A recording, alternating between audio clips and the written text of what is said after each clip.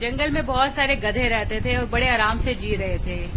एक दिन लोमड़ी ने देखा उनको और उसके दिमाग में एक शरारत आई। उसने सोचा कि चलो क्यों ना मैं थोड़ी मस्ती कर लूं इनके साथ। तो वो गधों के पास गई और उसने बोला कि भाइयों, मैंने ना अभी अभी सुना है कि जो तालाब में मछलियां रहती है ना, कल सुबह तुम्हारे ऊपर आक्रमण करने वाली है।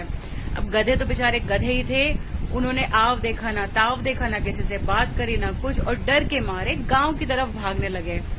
अब वो बहुत तेजी से गांव की तरफ भाग रहे थे कि वहां से एक धोबी निकल रहा था। धोबी ने देखा इतने सारे गधे गांव की तरफ क्यों आ रहे हैं। उसने गधों को रोका और पूछा कि क्या बात हो गई तुम्हारे साथ। तब गधों ने कहा कि आपको नहीं पता, जो पड़ोसी तालाब की मछलियां हैं ना, हमारे ऊपर कल सुबह आक्रमण करने वाली है, तुम अपनी जान बचाने के लिए गांव में आ रहे हैं। तो वो भी बहुत समझदार था, उसने बोला कि मेरे रहते तुम्हारे साथ कोई कुछ ऐसा नहीं कर सकता, मैं तुम्हारे प्राणों की रक्षा करूंगा, तुम मेरे साथ मेरे घर चलो, लेकिन बदले में ना तुम्हें मेरे लिए काम करना पड़ेगा। गधों ने कहा हम तुम्हारे लिए सारे काम कर देंगे, लेकिन तुम हमारी मछलियों से रक्षा कर लो। और धोबी जो था वो गधों को लेकर अपने घर चला गया।